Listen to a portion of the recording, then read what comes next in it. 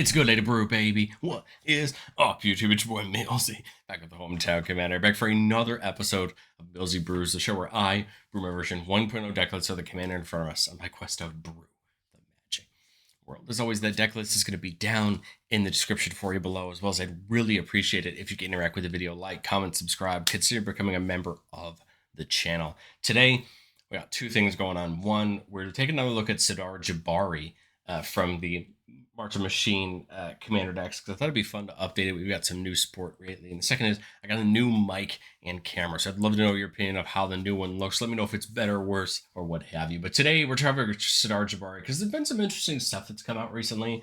And I wanted to take another stab at it. It's been a while. It's a card I wanted to come back to and see if I could do some more with and update the deck. That's the whole goal of this last couple months here, is just updating decks. And I thought I'd come back to it. Sidar Jabari is a Esper human knight with eminence. Whenever you attack with one or more knights, if Sidar Jabari is in the command zone or on the battlefield, we get to draw and then pitch. Flying first strike, and when it deals combat damage to a player, we return target knight card from our graveyard to the battlefield. This is a killer ability because we can kind of pitch all of our good knights and just reanimate them off of Jabari's ability. Because it has first strike, that means that that knight's going to come back into the battlefield before all our other knights deal damage and potentially buff them or give them some other benefit right for it. So we're going to talk about all the knights we have access to, new and old. Some of them have great abilities. We'll talk about a way to get creatures back, not only with Sidar's ability, but just in general. Take advantage of all the ways we can get them back.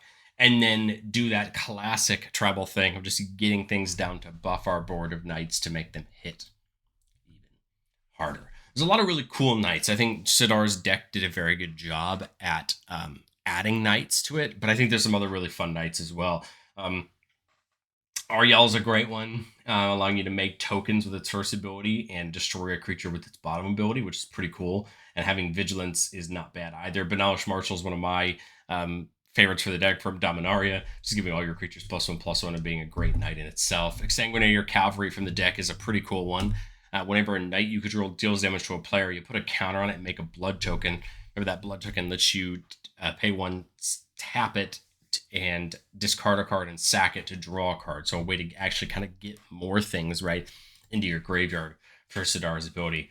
Hacken Stormguard Scourge says you can only cast it from your graveyard, but not anywhere else. And as long as it's on the battlefield, you can cast night spells from your graveyard. That's great. Being allowed to get them back that way instead of just having to only be able to get them back with Sidar's ability. Hatham Kenway from the Assassin's Creed set gives all other knights +2/+2 and protection from assassins. And then when it enters, for each opponent, you can exile up to one target creature that player controls until it leaves the battlefield. So a nice way to give our knights a buff and come in and take some things out of the way. I think Herald of the Hoofbeats was probably the card that everybody cared about the most out of the precon, giving all your other knights horsemanship so they can't be blocked except by creatures with horsemanship. A great way to effectively just give your knights unblock ability. Now, it could be a small non-bow, right, with Sidar, in the sense that if your opponent's already declared the blocks, there's nothing they can do about that horsemanship. But I think it's one that's going to help you on future terms to really get in for good damage. Kinsbell Cavalier giving all of our knights double strike. Knight Exemplar giving all of our knights indestructible and +1/+1. And then Moonshaker Cavalry, probably the big card that came out between the last time I covered Sidar and now. It says when it enters the battlefield, creatures you control get flying and +X/+X, where X is the number of creatures you control. So the wider your board is, the better the cavalry is. At the end of the day, this is like a mini Craterhoof, right? It's Craterhoof, right? Just buffing your whole board and getting in there for big damage. Murderous Rider gives you a destruction spell on its adventure side, and then a 2/3 with lifelink that when it dies goes back to the bottom of our library.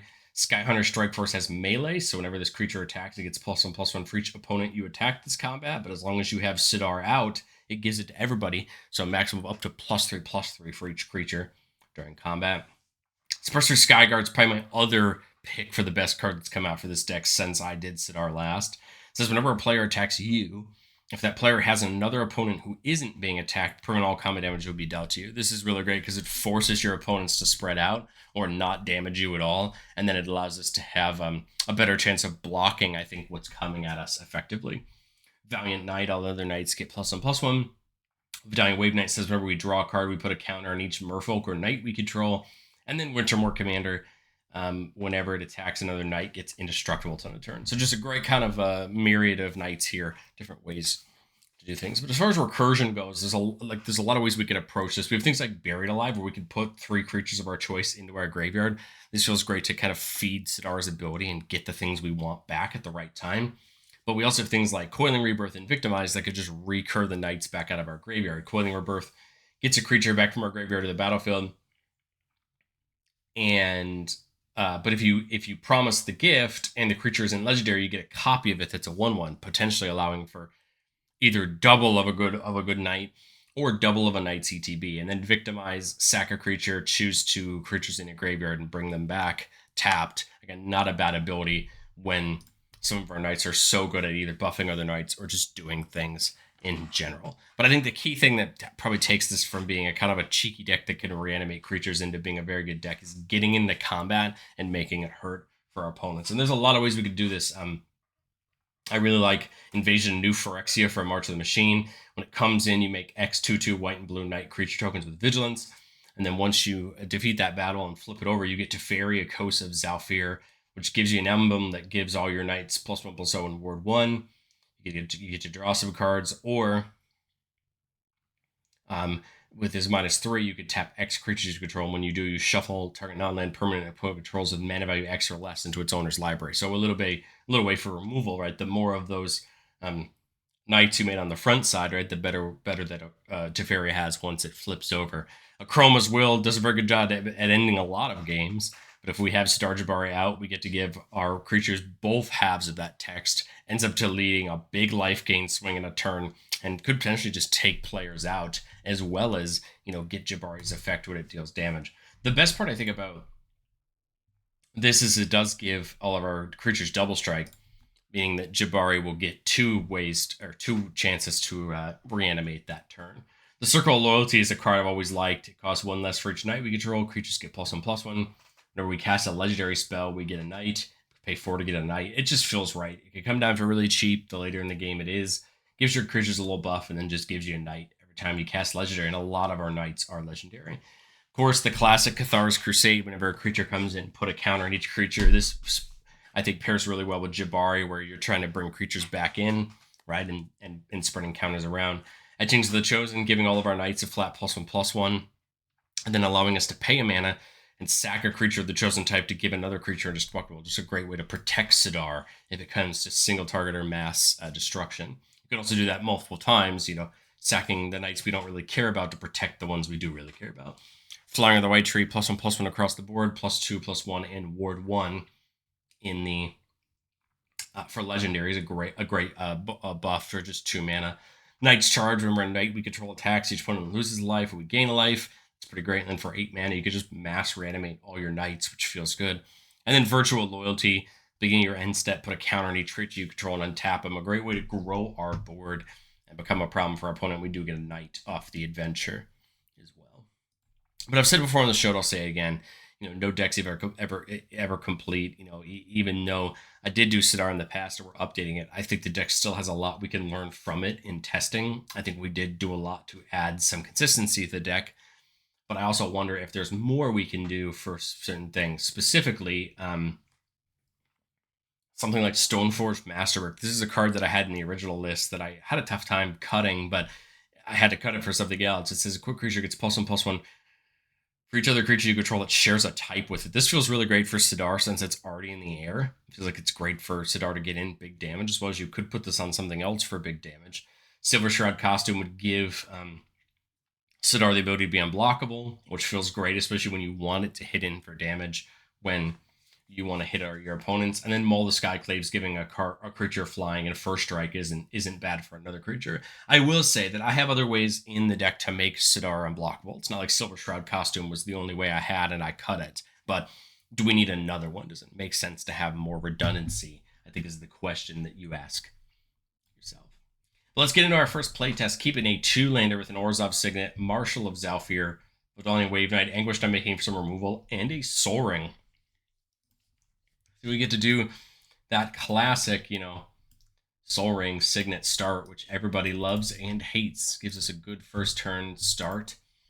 And I think it technically means we could turn to... we could technically turn to the Turn 2 Sidar, which doesn't feel like a bad choice. If we right, might as well. This can go to this for white and black, blue and the one. Um, that way Sidar can attack next turn, right? Start pitching and getting things back for us. Turn 3. I guess that Gloomvake Verge is only blue first at the moment. I'm trying to think of what's my best option here. I kind of think it's the Wave Knight. Play the Path of Ancestry. Play the Wave Knight whenever we draw a card, you put a counter on each knight. Move to combat, attack with Sidars. That's the only one that can attack this turn. We'll draw a card, putting a counter on each other Merfolk Knight, and then we'll pitch Marshal of Zhalfir. And then I have a hard time believing Sidar won't hit here on turn 3, meaning we'll get Marshal of Zhalfir back this now, and it'll give everything +1/+1, right? So not a bad start here. 3 creatures on turn 3, kind of getting the party moving. Turn 4, we'll get some more counters, right? It just says everybody else, so everybody else is going to start getting counters. Dazzling Theater and Prop Room feel great here, giving our creature spells Convoke and then untapping each creature on everybody else's turn. I'd kind of like to hold up the Anguished Unmaking here just in case, because I honestly don't know what else I could do other than, set up the henge, right, to start digging for other knights. But I think we would just move to combat and attack, right? Attack with Sidar. I think we could attack with the Wave Knight here on turn 4, being a 4/4. We could probably attack with the Zhalfir because they're all going to go up a counter, at least one counter, right? Because of Sidar's ability. So take the attack. Sidar is going to draw us a card. Counter there, counter there. Man, Virtual Loyalty is great. I haven't played anything this turn, so I actually can play that Virtual Loyalty this turn. I think I'll pitch. This feels great. I guess the question could become, is it too late for it? We're kind of wanting to dig for creatures. We'll do that, and then main 2, we'll just do the Virtual Loyalty. Untap everything, put a counter on it, and just, now we're off to the races. All we really need is another night or 2, and we're in good shape. Some more counters to go around because we drew a card. Get the henge in. We could play Wintermoor Commander, or we could reanimate it, but I don't think it really matters. I think we'll just play the commander. That'll put a counter here. The counter here. Remember that Marshal of Zhalfir can tap something down if need be, but I think it makes sense just to leave early mana up, leave it up for the unmaking and the reality shift. Go to combat, attack, draw a card off Jabari, and they got the counters when I attacked, not when I came in. So that'll be our counters there. We see Knight's Charge, a great way to have him start dealing some damage. So I guess we'll pitch the reality shift, and then end of turn they'll untap. And I think we're in good space here. Unless somebody removes something, we're in good shape. We can always bring it back with Jabari. If we get through our opponent's turns and they haven't done anything, we can always go for the henge, look at the top 5, and get a historic card and put it into our hand. Have a way to feed another knight into our hand. I feel like could be good. Let's just do that for the purposes of this because we do have enough. So look at the top 5, and we get to put a historic card. So artifacts, legendaries, or saga. So we have something like the Circle of Loyalty. Adeline feels pretty good. Rest on the bottom. Yeah, I think Adeline feels good just to get us some more attackers, right? The Virtual Loyalty will buff the attackers as well.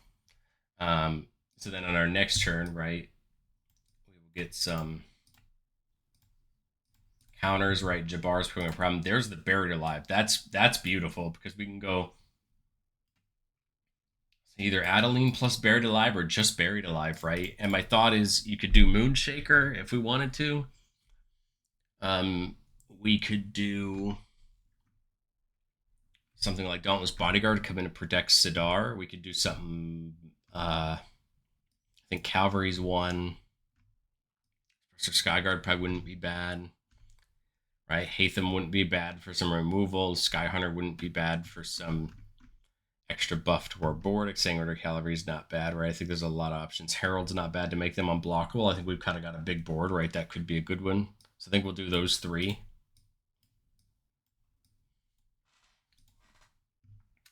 We've got 4 or 5 mana left over, so we'll just kind of, I think, leave up the Anguish I'm making. Move to combat, attack all out, right? Draw because of Sidar. I think we just pitch the port town. Get some more counters. Sidar will hit first, right? Do some big damage, and I think we'll bring back. If nothing's blocked or if a lot of things are getting through, I think we just bring back the cavalry. But otherwise, I think we bring back the hoofbeats. I think we're in just good shape. The counters are going to keep growing because of the virtue and the drawing. I just think we're in a good shape and we could kind of move on to the next playtest. I think it just kind of shows you the ideal line, right? If nobody takes Jabbar off the battlefield. But the true is, there it really was doing more of drawing for us than it was really reanimating. But I think that's the privilege of the reanimation option. Playtest 2, keep it a 3-lander with Silverwing Squadron, Moonshaker Cavalry, Smitten Swordmaster, and Time Wipe. I'm going to Underground River for turn, so we do have a good way to get to Sabar on turn 4. Swordmaster is an interesting one. For 1 mana, we can gain life and everybody lose X, where X is the number of knights we control, or it's just a 2-mana 2-1 with lifelink. So there's a couple of options, right, that we could do here. I don't mind getting it down because then next turn we can attack with it and trigger Sidar. If we have an open, right? If we have an open opponent here on turn 3, I think we attack, right? Draw, pitch I think the Silverwing Squadron makes the most sense to me. And then probably gain a couple life back here on turn 4. We'll get Jabari down. Again, attack again. Draw. I guess pitch the Moonshaker. Again, just get that set up for these next turns where we're really just gonna, set up the fun. Turn 5, so now this is the turn where it could really matter. I kind of like Cathar's Crusade into the Squadron, because when the Squadron is going to come in as a star where stars number of creatures we control, and then when it attacks in the future, we make a number of knights equal to the opponents we have, meaning we can really set up that Cathar's Crusade, right? Really take advantage of it. We could also do the Wave Knight instead and play the Cathar's Crusade next turn, right? Kind of thinking that may not be a bad option. Leave up a mana to cheat. This also gives us another white creature for Flare of Fortitude. Attack with Zabar, and we can attack with Swordmaster, but if not, we're just going to attack with Jabari for sure. Draw a card. Get a counters, and we will pitch our yell, I guess. And like I said, I'll just bring Silverwing Squadron back when it inevitably deals damage. Like I said, now this turn, I think this is the turn for Cathar's Crusade, because this is going to make 3 knights when it attacks, and we have the opportunity to bring another creature back, probably with Sidar, so up to 4 plus a +1 counters, right? This turn with Cathar's Crusade, we've still got the flare up to protect the board, just in case.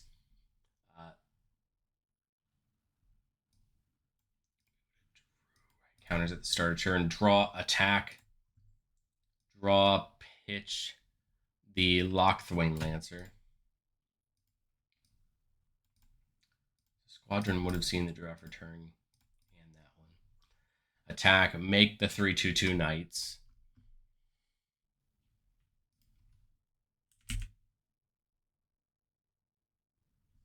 And then, so that's right, that's 3 counters on everybody.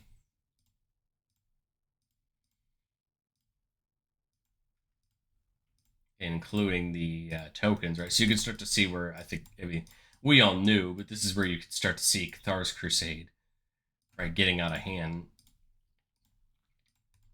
And I mean, Squadron's huge. We got a couple things in the air, right? We got a couple things at the ground. Here's a big 7, big thing with lifelink. And I think here we probably just bring back the cavalry and just make this combat absolutely brutal on our opponents. And I think that just kind of goes to show you again what happens when we can get a couple turns with Jabari where nobody's really interacting. And we can really have some fun. Let me know, what do you think of Sidar Jabari down in the comment section below. Again, it was fun to update it. Take a look at some cards that have come out between then and now. Get the budget a little bit more manageable. A couple new protection spells that are really fun. But I'd love to hear what you think, and I will catch you guys next time.